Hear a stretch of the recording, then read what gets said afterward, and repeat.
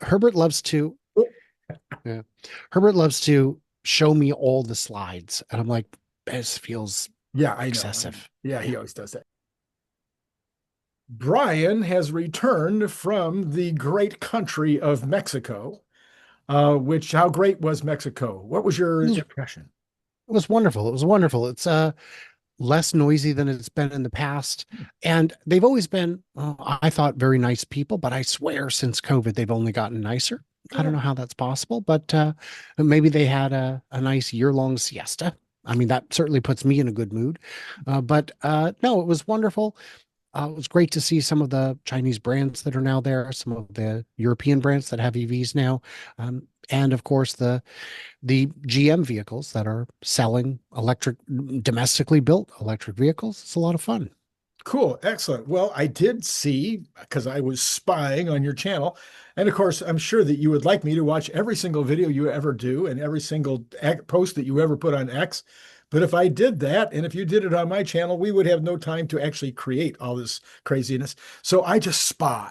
I just go ahead and spy. I Hmm. noticed that you got to finally drive a BYD in Mexico, and so I did. BYD is very much in the news today. Let's start though with your impressions of the drive. So let's start with the impressions of the vehicle itself. It's Okay. great. The fit and finish is fantastic. It's got something for everyone. No one can complain. I wish it had. It has all of it. It's got um it's got a big screen for people like us who like that. It's got a binnacle in front of you for additional, your speed and whatever. It's got a heads up display too. Why not? So it's got all three. Why not? But uh, Beyond the fit and finish, beyond all the bells and whistles, it actually drives really well. That was the big complaint as well. These cars look great, but when you get behind the wheel, some of them aren't as great. NIO makes a beautiful car, and their newer ones drive really well. Their older designs, they're ones that are in need of a refresh, really don't drive all that great. The ride is you can feel the weight. And that's a problem with Chinese vehicles is they have a history of making vehicles. They do not have a history of making heavy vehicles. And EVs, especially ones made with LFP batteries, are quite heavy. But the BYD Seal felt great. I didn't have as much opportunity to cover miles as I'd have liked because traffic was Mexico City dense, but it handled great. So the drive was, and considering the cost of it in Mexico is, like a Tesla would cost like a third more. A Model 3 would cost a third more. I can see why. It's just a matter of time until these start really picking up. Okay. All right. Okay. Well, let's switch then. You mentioned price of the BYD vehicles, and that is the subject of the day. Mhm. Gary Black said it this way: down 7.7% is how what happened to the stock for BYDDY today after announcing temporary price cuts on 22 different EV models within its Dynasty and Ocean franchises. That'll run through June 30th, so a little over a month. The price cuts range from 6 to 20% and will likely be matched by Chinese EV competitors. And this could weigh on Tesla, he says. And maybe the stock will be hit as well. And the question will be whether Tesla might have to match or come down or do something in order to be in line with these reductions. So, what are your first thoughts with regard to BYD's dramatic drops in prices? They want to keep units moving. Elon had said himself, hey, if we cut the margin to zero, we're still going to make money and it still makes sense to do it. They haven't done that. As a potential buyer, I'd love to see him. I'd love to see him do a, hey, here's our through the end of June or July promo. Ford right now is doing employee pricing for everyone. This is what manufacturers are doing to keep units moving. Now, the trick with BYD is there's a strong rumor, a very well documented possibility that they're hiding some of their losses upstream in the supply chain. Well, whether they're doing that or not is irrelevant to this part of the discussion. They are showing a small profit. If they cut to the point where the profit is lower but still positive, that's good for investors because they're expanding their market. They're dominating over their market, every market in which they participate, where they do these price cuts, it works. And they are in the position Tesla was a few years ago, where all of their new vehicles have the cameras, have the sensors. They are training their fleet for FSD, for their version, for their God's Eye program. So they want that training data. They need it. And what would you pay to have it? Would you pay $1,000 a car? Would you pay two? How about this? We'll just trim it out of the margin, get more cars on the road, get more training data. If Tesla did this, a lot of people would praise it as a genius move. If Tesla said, look, we just need to get our volume up, just get it as high as possible, that would be a benefit. And if BYD gets more sales out of this, which is hard to argue that they wouldn't, that improves their economies of scale, whether it's additional sales that will cut the price a little bit, or maintaining existing sales that will keep the prices the same without slipping below certain thresholds where the prices might go up on those costs of goods sold. So almost everybody that I saw today, AJ and Jeff Lutz and everybody else, were more or less talking about the very same things that you just brought up. I was wondering whether this might have been a reaction to the slowing economy in China. We know that we've heard tremendous numbers of reports coming out of China that, with all of the current back and forth with regard to the tariffs and not very many shipments leaving China for the United States, and factories that apparently are not paying their employees and whatnot. This could be causing a little, even if it's not a recession, it could be a mini situation where Chinese consumers, who are notoriously thrifty and very concerned about not getting out over their skis financially, could be holding back a bit. So do you think since it's a temporary discount and the discounts are so big, do you think that might be a part of what's going on? Is 6% a big discount? Well, 20%, I would agree. yeah. And they make 42 models. So only half of them are getting discounts, and the discounts range from 6 to 20. I imagine the 20 is on a margin that is probably overpriced. So it's tough to say. I don't have a complete enough picture. I will say that when it comes to the situation with Chinese auto manufacturers, Jeff Lutz and Alex Voigt are the two names that I trust the most. So you're starting with a very good base of understanding there. And if those of you out there watching are not following those two people on X, A Voigt and what I don't remember Jeff's handle, but Jeff Lutz, you'll find. Just put in Jeff Lutz Tesla. The Jeff The Lutz. Jeff. Right. See, it's not even A. It is the. So those are good sources to start with. Um, I haven't seen those reports. I don't follow the daily Chinese news. I just follow manufacturers. So I haven't seen those reports, but they sound credible. It makes sense that if you're going to lose 10% of your manufacturing exports, that that there will be some discomfort among the people. And you could say, well, yes, but those are factory workers. They're not the ones buying the cars. Yeah, but their managers are, their bosses are, the owners of their companies are. So it ripples. So I would agree that the Chinese buyers are value oriented, that thrift is an important element in their car buying decision. Uh, and thrift can come in the form of lower purchase prices, which BYD would then be capitalizing on.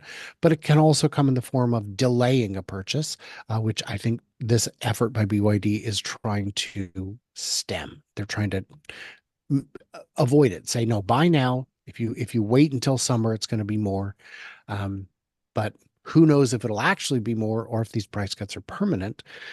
China's very good at finding a little bit more efficiency to trim out of the cost of a product manufactured. That's why dollar stores that I went to in the 80s and 90s, I thought, boy, how long is it going to last at $1? And the answer is decades, decades. Hot Wheels cars cost $1 each in the 70s, and they stayed at $1 until like 2 years ago when inflation got a little bonkers. So I think all of those things are possible. All right. So if we take the combination and put it into the mix, one of the concerns of AJ which is who is probably, yeah, I would say for me, Lutz and AJ would be the two that I follow the most with regard to China. Oh, and Brian Wong, of course, who has some pretty deep understanding of the Chinese market. Um, that if we combine the two of those, the problem for BYD is they don't have the massive capitalization of even say a Toyota, a General Motors, or Tesla. As AJ has been talking about for a while, and Jeff has also been talking about, they do have this issue with paying their bills in like 2 years, where Tesla is paying their bills in China, I think in something like 120 days. They're taking 300 and something days.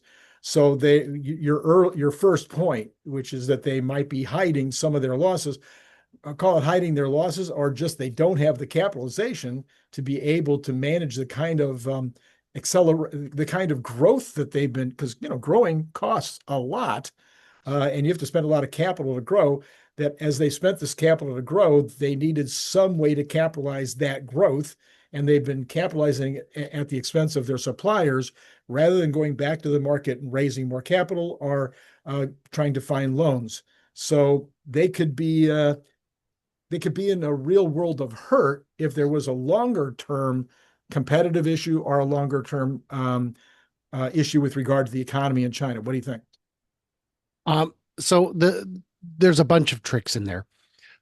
I have never invested in a company in China because they do not trade on the stock market in a tangible way. They may have a tracker stock that's available on the US market, but it's not really there. It's really on a Chinese market, and their auditing requirements are very different, which has led me to insufficient confidence to invest. I'd have loved to have bought BYD, LG, and CATL years ago. I just couldn't. Not LG, sorry, just BYD and CATL. LG's Korean, different issue.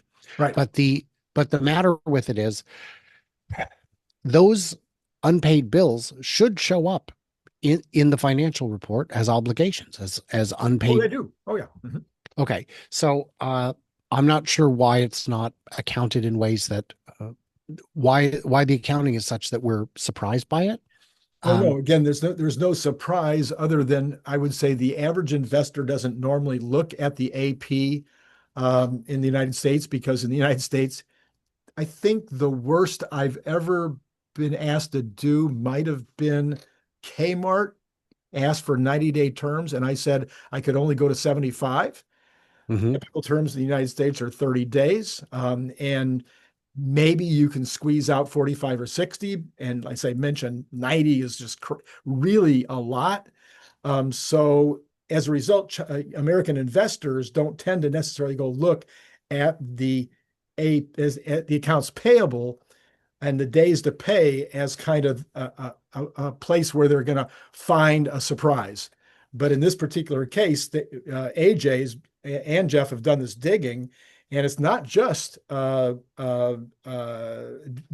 it's also some of the other makers who are truly paying in 2 years or more, where Tesla had been paying much slower than they do in the US, but they've gotten that down in recent times.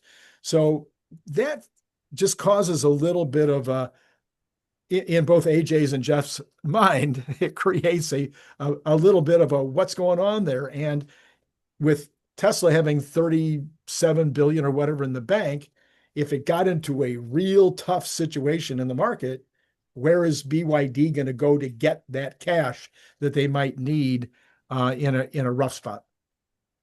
Right. Yeah. BYD will not struggle to raise money. And I think that's true of a lot of the big players. We saw hundreds and hundreds of companies. We've seen it whittled down to, I would say at this point, we're under 100. Okay. China early on was very good about boosting these companies, about helping them in any way they can. But those days are kind of done. They no longer need to help them in the ways that they did in the past. The idea was, look, we're not going to let you fail in your first couple of years, but after that, good luck, baby bird. You're on your own. And that's a bit of what we're seeing. NIO is somehow still able to raise more and more money, even though their financials are abysmal. Um, and BYD's financials are not abysmal. The difference being that while it might be easier for them to raise money, the amounts of money they might need to raise might be much higher. If you do have a thing like God's Eye coming, their version of full self-driving, um, while they don't intend to sell it for the kinds of markups that Tesla does, at this point, it looks like they might not be marking it up at all.